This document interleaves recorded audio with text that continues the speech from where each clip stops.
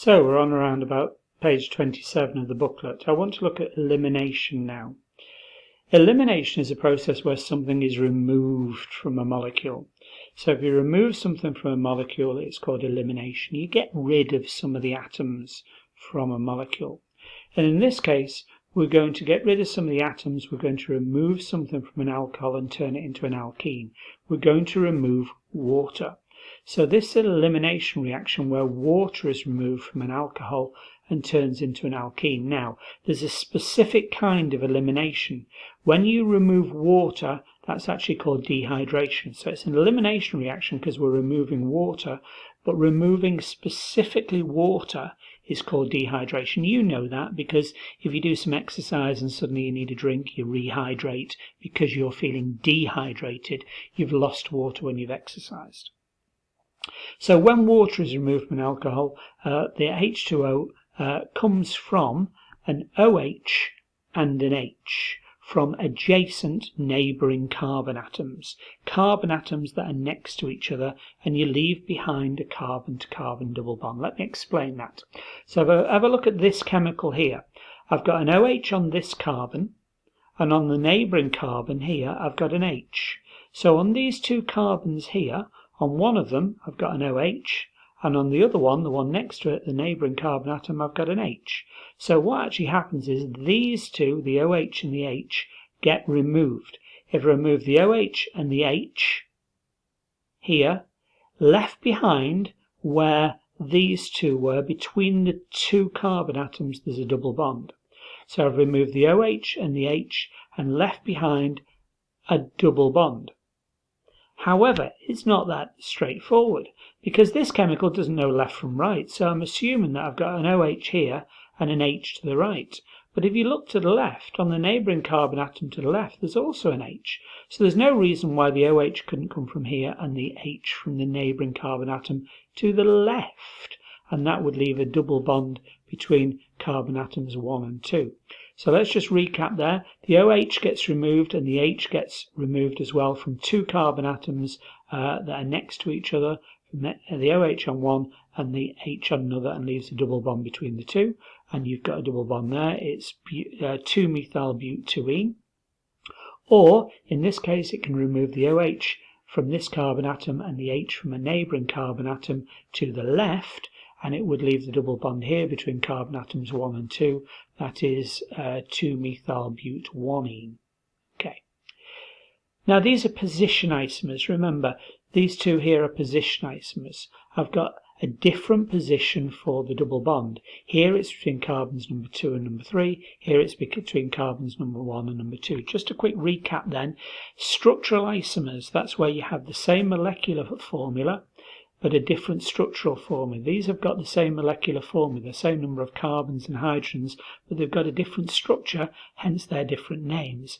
And that comes about due to positional isomerism, where the double bond has changed position.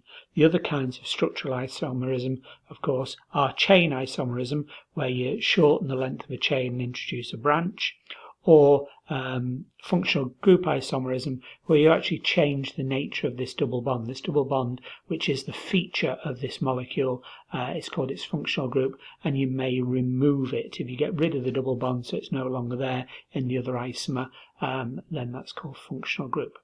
But these two are positional isomers, where the double bond has changed position and they've got the same molecular formula, the same number of carbons and hydrogens. In these, sometimes, and we're going to check this out now, sometimes you get geometrical isomers in the two products as well. Remember, a geometrical isomer is where you look to the left of the carbon-to-carbon double bond, which has got no free rotation. And if you've got two different groups on this left-hand carbon and two different groups on this right-hand carbon across the double bond, you get geometrical isomerism, sometimes called EZ isomers. So let's work out whether this is an EZ isomer. Let's look to the left-hand carbon of the double bond. This left-hand carbon's got a CH3, and it's also got CH2H, which is another CH3. This left-hand carbon has got two CH3s, so it's not going to have geometrical isomerism. To the right, this carbon has got an H and a CH3, so that's got two different groups. But this carbon to the left hasn't, and you need both the left-hand carbon and the right-hand carbon across the double bond to have two different groups. So this hasn't got EZ isomerism, it's not got geometrical isomerism. What about this one then? Well, let's look to the left of the double bond. This carbon's got two H's, so those two H's are the same. This to the right has got a CH3 and a CH2CH3, so that's got two different groups, this carbon, but this one to the left of the double bond's got two H's that are the same. So neither of those are going to have geometrical isomers, but sometimes the products of dehydration do. We've got to use concentrated sulfuric acid, by the way, to remove water. That's what we use to remove water. Concentrated sulfuric acid removes water from alcohols and makes these alkenes. But interestingly, concentrated sulfuric acid also does something else. If you remember back to our previous lesson, where we looked at oxidizing, adding oxygen to alcohols. A primary alcohol can be oxidized to make an aldehyde, and that can be oxidized to turn into a carboxylic acid. And a secondary alcohol can be oxidized into a ketone. The oxidizing agent, that's the thing that does the oxidizing, adds the oxygen. From the previous lesson was potassium dichromate. But sulfuric acid can do the job of potassium dichromate as well. It can oxidize things, oxidize primary alcohols into aldehydes and then into carboxylic acids, and it can oxidize, add oxygen to secondary alcohols and turn them into ketones. Just in the same way that acidified potassium dichromate does. So it can do two things. It can dehydrate dehydrate alcohols into alkenes by removing water, and it can also oxidize primary alcohols into aldehydes and then into carboxylic acids, and secondary alcohols into ketones in the same way that potassium dichromate does. Now here's a puzzle. Draw the displayed formula of an alcohol that cannot be dehydrated.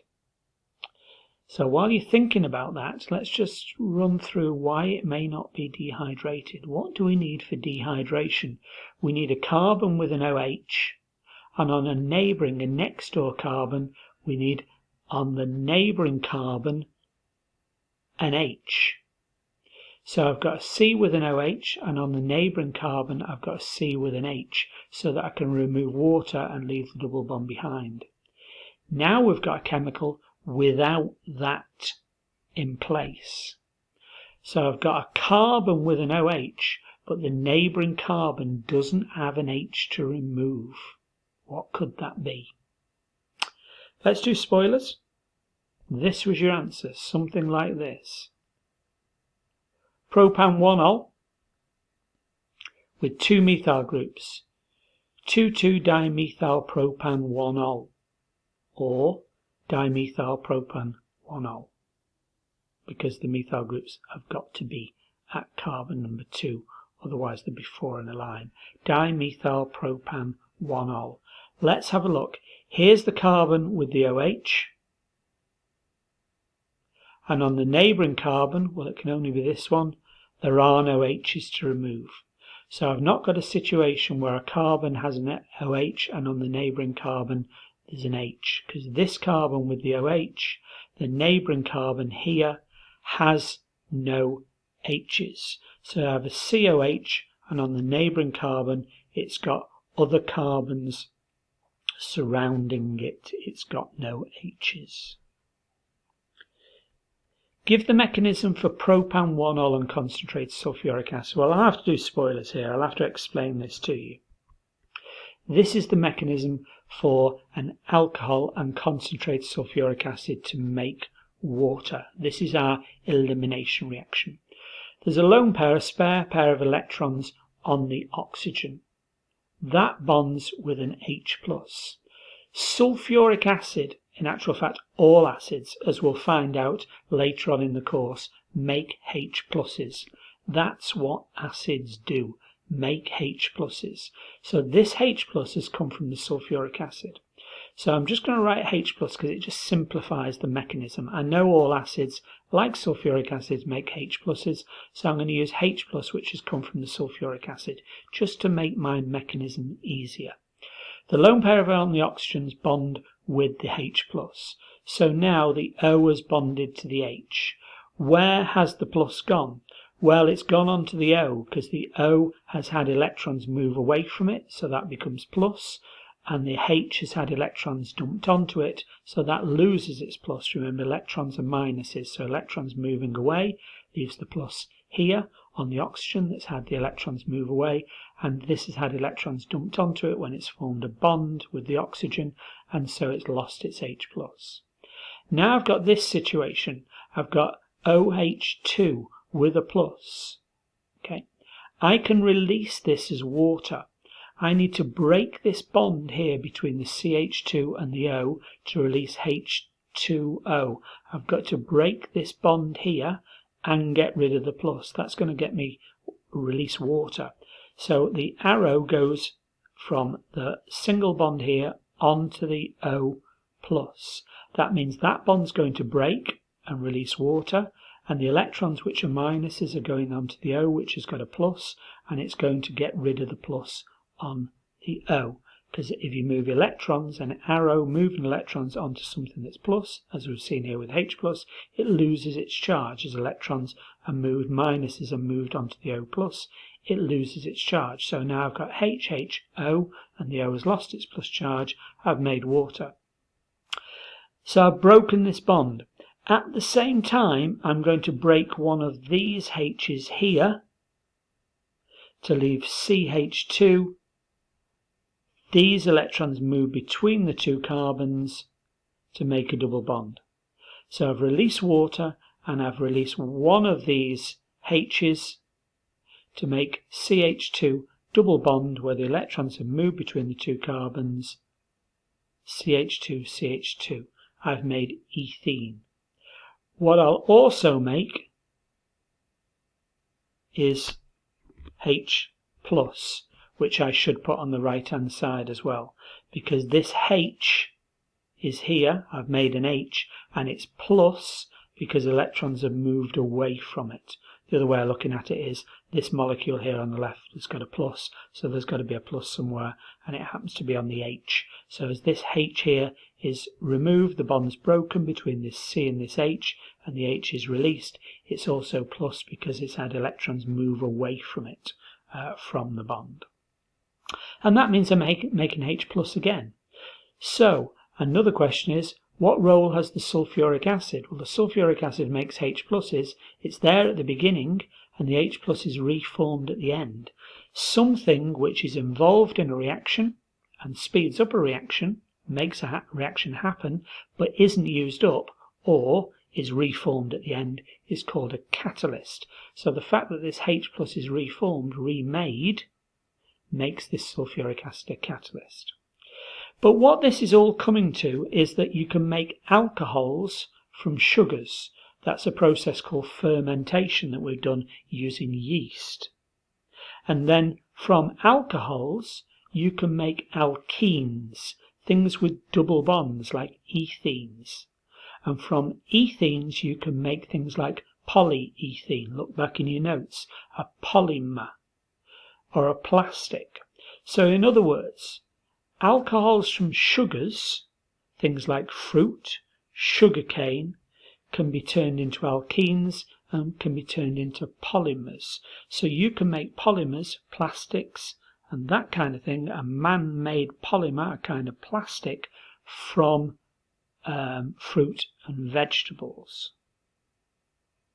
So now we don't need to use up oil, which is a non-renewable energy source. We can make polymers and plastics from renewable energy sources such as fruit, sugarcane, etc., rather than crude oil.